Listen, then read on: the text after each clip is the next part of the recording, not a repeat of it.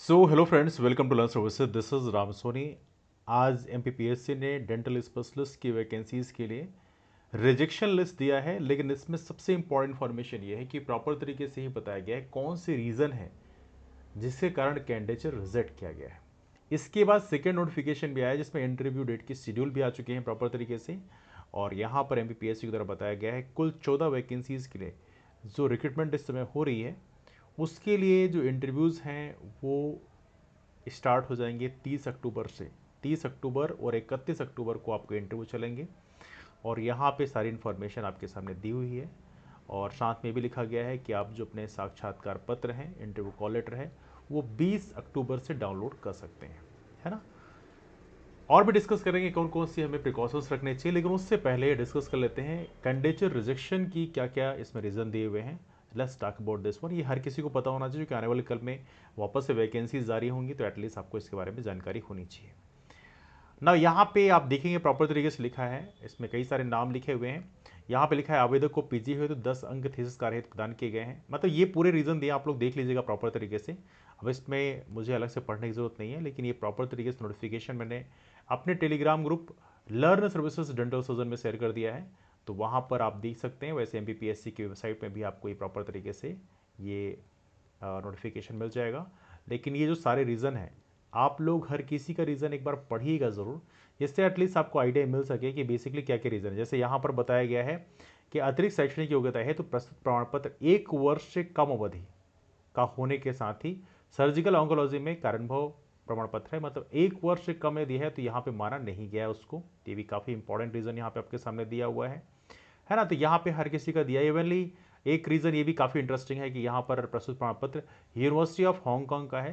दंत विधि विशेषज्ञ में भारतीय दंत चिकित्सा परिषद के मान्यता प्राप्त fellowship certificate course TNB PG diploma course श्रेणी में नहीं है, अतः आपत्ति अभ्यवेदन निरस्त किया जाकर नस्तीबद्ध किया जाता है। तो यहाँ पर कई सारे बड़े इंटरेस्टिंग रीजन लिखे हुए हैं, आप इसको जरूर देखें। तो यहाँ से आपको आइडिया मिलेगी कि बेसिकली कौन कौन से रीजन जो है एक्सेप्टेबल नहीं है, तो आने वाले कल में आपको प्रिकॉशन लिया सकें। बिकॉज क्या है कि यहाँ पे एक रीजन और भी दिया, अतिरिक्त शैक्षणिक योग्यता है तो प्रस्तुत प्रमाण पत्र दंत विधि विशेषज्ञ में भारतीय दंत चिकित्सा परिषद के मान्यता प्राप्त फेलोशिप कोर्स में नहीं है। प्रस्तुत प्रमाण पत्र 3 दिवस वर्कशॉप प्रमाण पत्र है, अतः आपत्ति अभ्यवेदन निरस्त किया जाकर नस्तीबद्ध किया जाता है। तो यहाँ पर हर किसी का रीजन प्रॉपर तरीके से दिया हुआ है, तो इसलिए आप इसको प्रॉपर तरीके से देख लें, जिससे आने वाले कल में ये समस्या पैदा ना हो कि कल को वापस से डेंटल स्पेशलिस्ट की अगले साल वैकेंसी आती है तो उसमें आपको दिक्कत हो। उसके लिए प्रिकॉशन अभी से लिया सकें, है ना।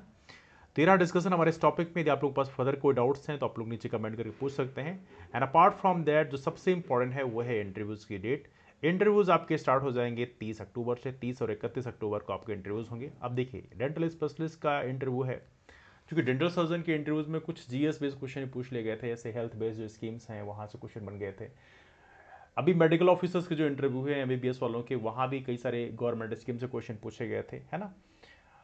लेकिन स्पेशलिस्ट के इंटरव्यूज में मोस्टली जो क्वेश्चन पूछाते हैं वो आपके स्पेशलाइजेशन के ही कुछ क्वेश्चन पूछाते हैं। जिस भी एरिया का स्पेशलाइजेशन आपका एरिया प्रोस्थो है तो प्रोस्थो से पूछ लिया जाएगा, है ना। What ever the area you have, आपकी उसी एरिया से क्वेश्चन पूछा जाएगा, तो आपको उसी एरिया में आपको चीज़ें तैयार करके रखनी है।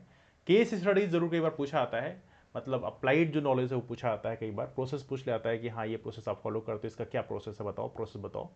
तो ऐसे क्वेश्चन पूछ ले आते हैं। और अपार्ट फ्रॉम दैट फिर भी इन सबके बावजूद भी थोड़ा सा आप जो करंट इश्यूज हैं उसको आप देख के जाइएगा।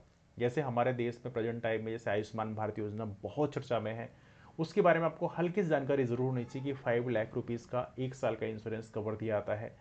इस समय जो चर्चा हो रही है हमारे देश में infant mortality rate, maternal mortality rate की हो रही है, तो ये पता होना चाहिए आप लोगों को। ये बात सही है कि ये जीएस का टॉपिक है, लेकिन हेल्थ बेस्ड टॉपिक है, तो इनके बारे में आपको जानकारी होनी चाहिए।